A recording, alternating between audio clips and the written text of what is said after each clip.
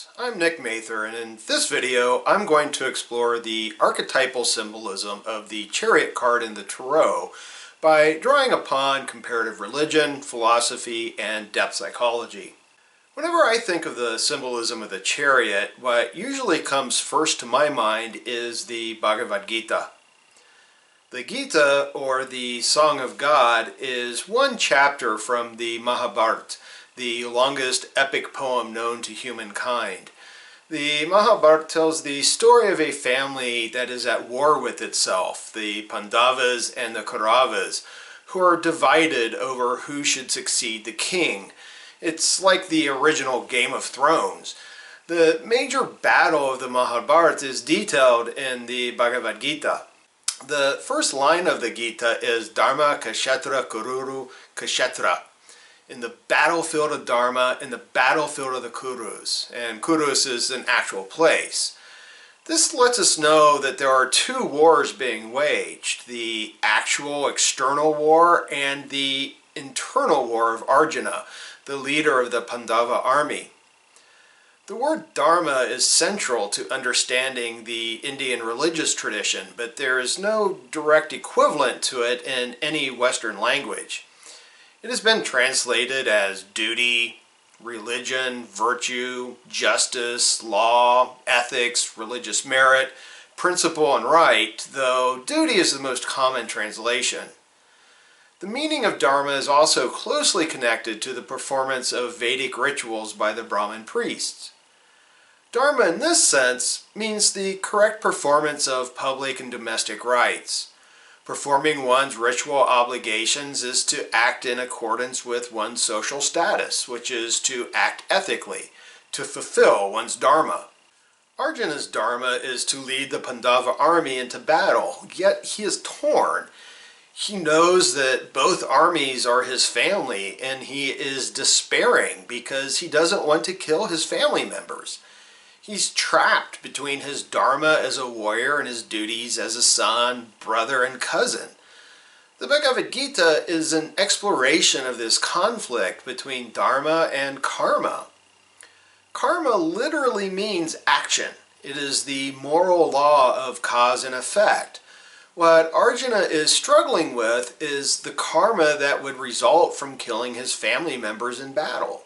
So he seeks advice from his chariot driver, Krishna. The Gita begins with Krishna driving Arjuna between the two armies that are lined up and prepared to battle.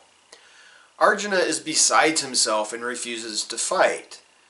The Gita is the conversation between Arjuna and Krishna, who Arjuna does not know, at least at the beginning of the Gita, is God. Using his divine powers, Krishna stops time and proceeds to give a teaching to Arjuna on Dharma and his duty to fight. Krishna first teaches Arjuna that only the body may be killed. The eternal self is immortal and takes on many bodies in the never-ending cycle of rebirths. You grieve for those beyond grief, Krishna tells Arjuna, and you speak words of insight. But learned men do not grieve for the dead or the living. Never have I not existed, nor you, nor these things, and never in the future shall we cease to exist. Just as the embodied self enters childhood, youth, and old age, so does it enter another body. This does not confound a steadfast man. Our bodies are known to end, but the embodied self is enduring, indestructible, and immeasurable. Therefore, Arjuna, fight the battle. Krishna goes on to explain that while Arjuna may destroy the bodies of those he meets in battle, he cannot destroy their souls. He who thinks his self a killer and he who thinks it killed both fail to understand. It does not kill, nor is it killed. It is not born, it does not die. Having been, it will never not be. Unborn, enduring, constant, and primordial. It is not killed when the body is killed. Arjuna, when a man knows the self to be indestructible, enduring, unborn, unchanging, how does he kill or cause anyone to kill?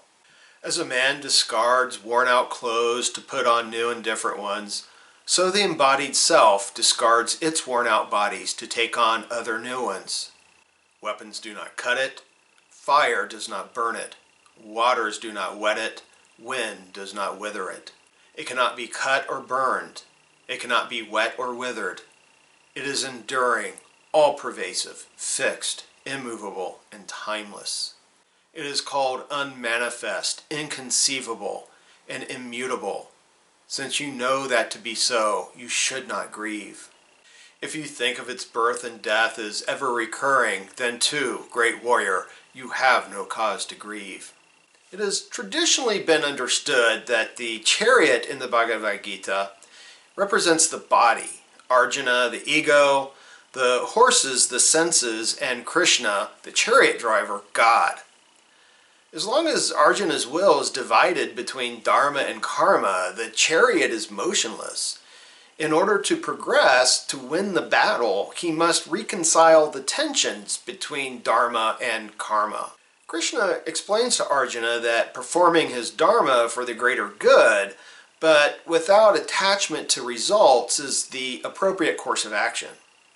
Liberation is not found by renouncing action, but by detachment from the fruits of action. What keeps us attached to our actions, according to the Gita, are lust, anger, greed, confusion, egoism, and jealousy. These vices bind the ego to suffering and the soul to the endless cycle of rebirth. Eventually, Krishna reveals his true form to Arjuna, and the Gita ends with Krishna teaching that it is through devotion to God, complete surrender to the divine, that liberation is found. Through devotion, he discerns me, just who and how vast I really am, and knowing me in reality, he enters into my presence. Always performing all actions, taking refuge in me, he attains through my grace the eternal place beyond change. Through reason, renounce all works in me, focus on me. Relying on the discipline of understanding, always keep me in your thoughts. If I am in your thought, by my grace, you will transcend all dangers. A chariot also features in the life of the historical Buddha, in particular his observance of the four passing sights that prompt him to start his quest for enlightenment. Siddhartha is being escorted outside of the family estate when he observes an aging man, a sick man, the corpse of a man, and a wandering mendicant. His chariot driver, Chandaka, is not divine, but explains to Siddhartha what he is seeing. The chariot here seems to represent the soul's journey through life, Chandaka perhaps serving as the archetype of the wise old man. The largest branch of Buddhism, Mahayana, literally means great vehicle or cart, so Buddhism itself can be seen as the chariot of the bodhisattvas, the vehicle that leads to the end of suffering. One of the most common images associated with the chariot in ancient religions is that of the sun riding through the sky. We see this in Hindu mythology with the god Surya in the Rig Veda. Surya is carried across the sky in a chariot led by 7 horses. In another hymn from the Rig Veda, it is Savitra, the god of the rising and setting sun, that drives the sun's chariot. In Greek mythology, Helios is the sun god who drives across the sky in a chariot. In one myth, Helios has sworn by the river Styx to grant his son Phaethon anything he asks for to prove that he is the boy's father. Now, this is serious business because even the gods must keep their promises when swearing by the river Styx. Phaethon asks to drive the chariot which leads the sun across the sky. Helios implores him to ask for anything else, but Phaethon is insistent. Like any father's worst nightmare when handing the car keys over to their teenage child, Helios' worst fears come true. Phaethon is unable to control the horses that lead the chariot. First, the chariot climbs too high, leaving the earth to freeze, then too low, catching the planet on fire. After the earth cries out in pain, Zeus is forced to intervene, killing Phaethon with his thunderbolt. The chariot also appears in Greek philosophy. The pre-Socratic philosopher Parmenides rides a chariot that carries him as far as his spirit ever aspired to an unnamed goddess who instructs the philosopher. Interesting to note, there seems to be a similarity between Parmenides' philosophy and an idea found in the Bhagavad Gita. Parmenides has long been associated with the argument that it is impossible for something to come from nothing. For Parmenides, there is only being. This reminds me of what Krishna says to Arjuna regarding the soul. It is not born, it does not die. Having been, it will never not be. Unborn, enduring, constant, and primordial, it is not killed when the body is killed. In another philosophical work, the chariot serves as an analogy for the soul.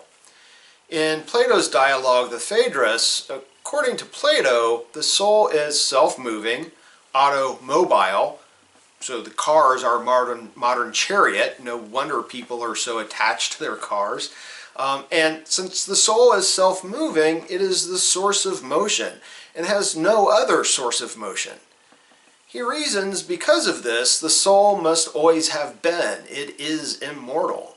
For Plato, the soul is tripartite. That is, it has three parts: the reasoning part, the willful or spirited part, and the appetitive part, an idea he introduced in the Republic. In the Phaedrus, Socrates compares the soul to a pair of winged horses and a charioteer. The charioteer is reason. One horse represents the willful or spirited part of the soul, and the other horse the emotional, irrational part of the soul. For the gods, the horses are both well trained, noble and good. For we mortals, though, one of the horses is not well trained and the source of much trouble, thereby making the movement of the chariot difficult. In order to rectify this, we must allow our reason to control both horses. Furthermore, we must move upwards towards the true, the good, and the beautiful. It is only here in the realm of the divine, the realm of Platonic forms, that transcendental ultimate reality of being, that the soul receives its appropriate nourishment. If we apply Plato's analogy to the story of Phaeton, then Phaeton's inability to control either horse, either part of his soul, led to his demise, but not before he torched the earth in the process. In China, as well as India, the chariot sometimes served as a cosmological symbol. The square floor of the chariot is the world, the awning the sky or firmament, and the pole between them the world axis, that which connects the above and the below. In his work on the Tarot, Paul Foster Case suggests that the chariot's starry canopy represents the celestial forces, their descent into the physical plane through the activity of the four elements, represented by the four suits of the Tarot. And this is the cause of all manifestation in the external world. Case further notes that the charioteer is the self with a capital S.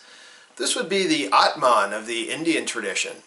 For Case, the chariot is the vehicle of the human personality, the channel of expression through which the omnipresent self manifests its dominion over all things. This is also reminiscent of Krishna's teaching in the Bhagavad Gita. Case says that the human personality should serve as a vehicle for cosmic forces. We are to allow the primal will that lies behind all manifestation to find expression through us. We must be a conduit for the life force, the primal will, and let it find unobstructed manifestation through us, just as Krishna counsels Arjuna to be at one with the infinite spirit, act impartially to all creatures, and perform all actions as devotion to the divine. The anonymous author of Meditations of the Tarot, a work of Christian Hermeticism, also sounds a lot like the Bhagavad Gita when discussing the chariot. The author notes that one of the principal keys of sacred magic is not desire, but rather the renunciation of desire. The charioteer is the initiate who has overcome temptations, yet has one more spiritual temptation to battle, the temptation to act in one's own name, to act as master instead of servant. It is the temptation of pride. The anonymous author connects the Chariot with the Jungian principle of individuation. Individuation for Jung was the psychic process of becoming whole, harmonizing the conscious self with the unconscious in the psyche. Individuation is the end goal of Jungian psychology. The danger that must be overcome is inflation, thinking that the ego self is identical to the greater self. The way to avoid this inflation, megalomania, is through worship and work. In the language of the Bhagavad Gita, this is Bhakti Yoga and Karma Yoga. The author of the Meditations on the Tarot also argues that what is needed to overcome pride are the four Platonic virtues: wisdom, courage, temperance, and justice. Or from the Catholic tradition, the virtues of prudence, strength, temperance, and justice. By developing humility, we recognize the distance between the center of human consciousness and divine consciousness. When we do this, we will be like the charioteer who is serene, mobile, and firm. In Crowley's Thoth deck, the charioteer is holding the Holy Grail. I'll explore that in a later video. The charioteer is in a meditative position. Crowley describes the charioteer as enthroned in the chariot rather than conducting it because, he says, the whole system of progression is perfectly balanced. The only function of the charioteer is to bear the Holy Grail. This, Crowley says, is the most important aspect of the card. The charioteer in the Thoth deck also has the visor of his helmet lowered. Crowley explains this is so because no one may look upon his face and live. Why is this? Perhaps, just as in the Bhagavad Gita, it is because the charioteer is God. Crowley uses language identical to what is found in Exodus 33:20, where God tells Moses that no one may look upon his face and live. The Chariot card is the card of the soul's journey. It tells us that we must unify our wills, control our base natures, and strive for virtue. While recognizing the soul's inherent divinity, we must not confuse ourselves with God. Instead, we must develop humility and the calm stillness of certainty that is found when allowing our will to be the will of God. If you like this video, please give it a thumbs up and share it with your friends. If you'd like to see more videos like this, please click the subscribe button and the bell icon so that you're notified when I upload new videos. If there are any cards or symbols that you'd like me to explore, please let me know in the comments. Until next time, may wisdom and love illuminate your path.